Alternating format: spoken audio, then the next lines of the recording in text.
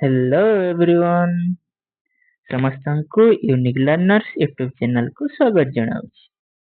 ତ ପିଲାମାନେ ତମେ ଜାଣିଥିବ ସମସ୍ତ ନୂଆ ବହି ଆସିଯାଇଛି ଓ ଆଜି ଆମେ ପଞ୍ଚମ ଶ୍ରେଣୀର ସାହିତ୍ୟ ବହି ଯାହାର ନାଁ ରଖାଯାଇଛି ଭାଷା ମହକ ସେ ସାହିତ୍ୟ ବହିକୁ ଅଧ୍ୟୟନ କରିବା ଆରମ୍ଭ।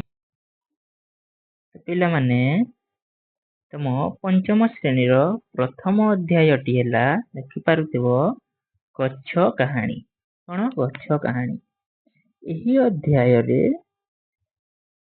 ଗୋଟିଏ ପଦ୍ୟ ମାଧ୍ୟମରେ ଗଛର ମହାନତା, ଗଛର ଉପକାରିତା ଅପକାରିତା କଥା ଓ କି ଗଛର ନିଃସ୍ୱାର୍ଥପର ଯେଉଁ ସେବା କରିଥାଏ ଅନ୍ୟମାନଙ୍କର ତାହା ଉପରେ ବର୍ଣ୍ଣନା କରାଯାଇଛି। ପିଲାମାନେ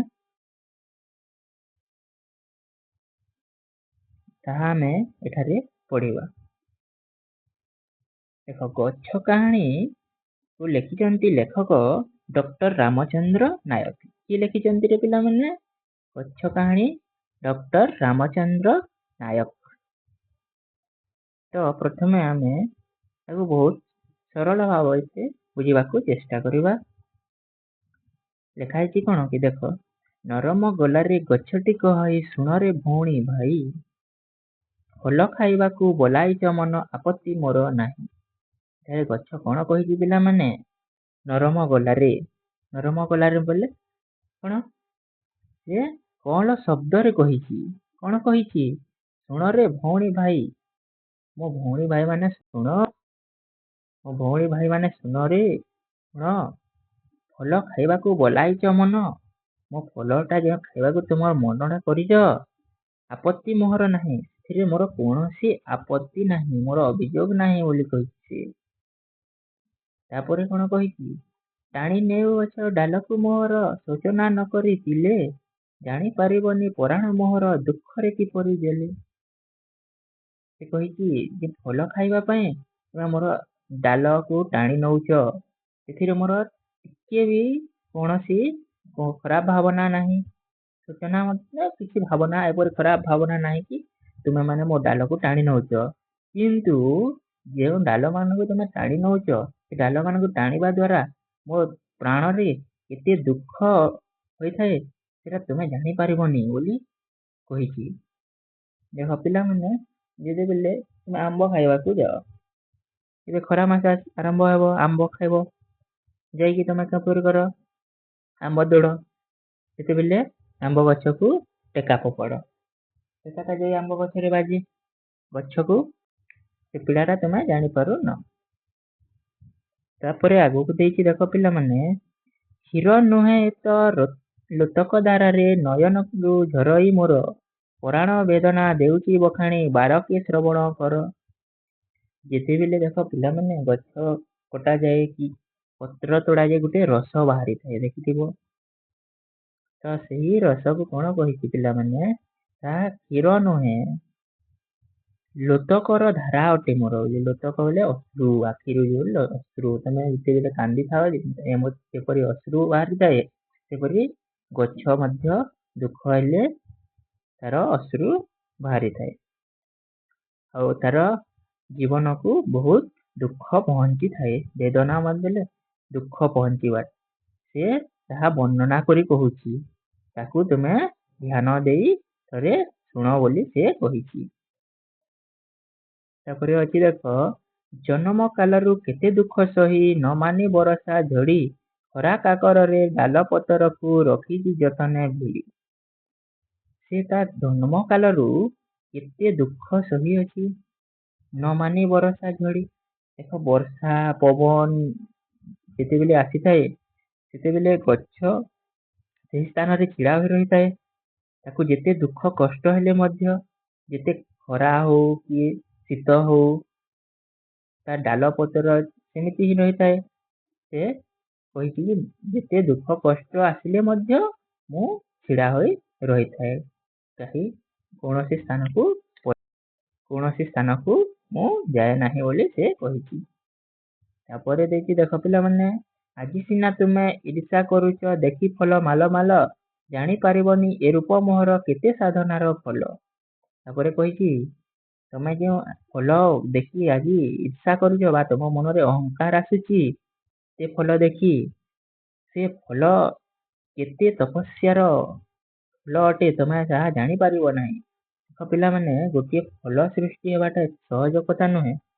ଗଛ ପ୍ରଥମେ କଣ ହୁଏ, ଗଛ ଆମେ ଯେତେବେଳେ ଗୋଟେ ଗଛ ଲଗାଇଥାଉ, ଛୋଟରୁ ବଡ଼ ହୁଏ, ବଡ଼ ହେଲା ପରେ ସେଠାରେ ଫୁଲ ଆସେ ଓ ଫୁଲରୁ ପୁଣି ଫଳ ହୁଏ। ତ ଏହା ବହୁତ ସାଧନାର ଫଳ ଅଟେ ବୋଲି ସେ କହିଛି। ବହୁତ ପରିଶ୍ରମ ପରେ ତମେ ସେ ଫଳଟା ଦେଖିବାକୁ ପାଅ। ଆଉ ସେହି ଫଳ ଦେଖି ତମେ ଏବେ ଅହଙ୍କାର କଲେ ହବ ନାହିଁ ବୋଲି କହିଛି।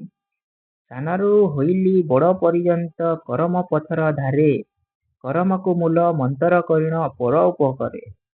ସେ ଦେଖ, ଗଛକୁ ଆମେ ଯେତେବେଳେ ଛୋଟ ଛୁଆ ଲଗାଇଥାଉ, ତାକୁ ପାଣି ଦେଇ ତାକୁ ବଡ଼ କରିଥାଉ। ସେ ନିଜେ ନିଜେ ତାର ଖାଦ୍ୟ ପ୍ରସ୍ତୁତ କରି ତାର କର୍ମ କରି ସେ ଛୋଟରୁ ବଡ଼ ହୋଇଥାଏ। କିନ୍ତୁ ଗଛ ସବୁବେଳେ ଦେଖିଥିବ ପିଲାମାନେ, ପରର ଉପକାର ହିଁ କରିଥାଏ। ଅନେକ ପ୍ରକାରରେ ଗଛ ପରର ଉପକାର କରିଥାଏ। ଦେଖ, ଗଛ ପ୍ରଥମେ ଆମକୁ ଖାଦ୍ୟ ଯୋଗାଉଛି, ତାପରେ ବସ୍ତ୍ର ଯୋଗାଉଛି, ଛାଇ ଯୋଗାଉଛି, ଅମ୍ଳଜାନ ଯୋଗାଉଛି, ଏପରି ଅନେକ ଜିନିଷ ଆମକୁ ଯୋଗାଉଛି। ସେହିପରି ଭାବେ ଗଛ ଅନେକ ଉପକାର ଆମର କରୁଛି। ତାପରେ ଦେଖ, ଏଠାରେ ଦେଇଛି ଚେର ମୂଳ ଠାରୁ ଡାଳ ପତରରେ ଫୁଲ ଫଳ ଆଦି କରି, ଛାଇର ଆସରା ଦେଇଛି ସଭିକୁ ବକଳ ହୃଦୟ ଚିରି। ଦେଖ, ଗଛର ଚେର, ଫଳ, ପତ୍ର, ଡାଳ ଏହି ସବୁ ଜିନିଷ ଯାହା ଅଛି ଆମେ ତା କାର୍ଯ୍ୟରେ ବ୍ୟବହାର କରୁଛୁ। ସେ ଆମକୁ ଛାଇ ମଧ୍ୟ ଦେଉଛି ଓ ତାର ବକଳ ମାନେ କଣ ପିଲାମାନେ ଜାଣିଛ? ବକଳ ହେଲେ ତାର ଛାଲି, ଯେଉଁ ଛାଲିଟା ଅଛି ସେ ବକଳ ହୃଦୟ ଚିରି କହିଛି ସେଟା।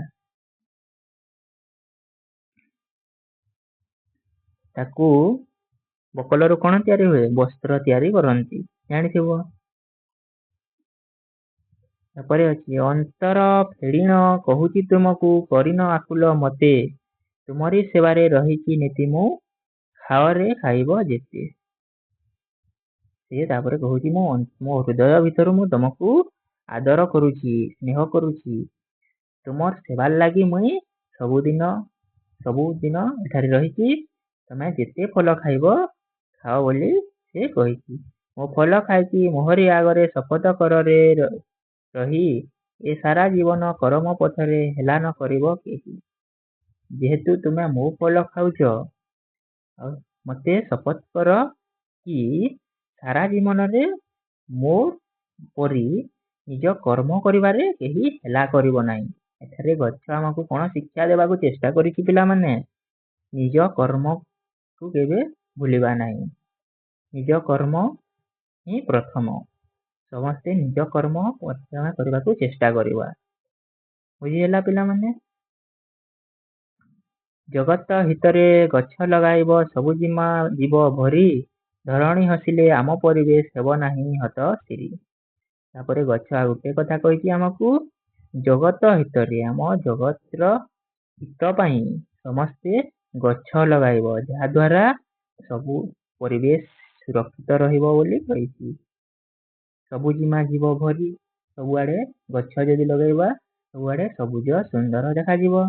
ତାପରେ ଆମ ପରିବେଶଟା ମଧ୍ୟ ସୁସ୍ଥ ରହିବ ଓ ଆମେ ମଧ୍ୟ ସୁସ୍ଥ ରହିପାରିବା। ତ ପିଲାମାନେ, ଏଠି ତୁମର ପ୍ରଥମ ଅଧ୍ୟାୟ ଶେଷ ହେଲା। ଯଦି ଭିଡ଼ିଓଟି ଭଲ ଲାଗିଲା କମେଣ୍ଟ କରିବ, ଲାଇକ୍ ସେୟାର କରିବ ମୋ ସାଙ୍ଗମାନଙ୍କ ଠାରେ, ସେମାନେ ମଧ୍ୟ ସବୁ ପାଠ ପଢ଼ିପାରିବେ। ବୁଝିହେଲା? ଆମେ ନେକ୍ସଟ ଭିଡ଼ିଓରେ ଏହାର ପ୍ରଶ୍ନ ଉତ୍ତର କାର୍ଯ୍ୟକ୍ରମ କରିବା। ଆଉ ଚ୍ୟାନେଲଟିକୁ ସବସ୍କ୍ରାଇବ କରିଦେବରେ ପିଲାମାନେ।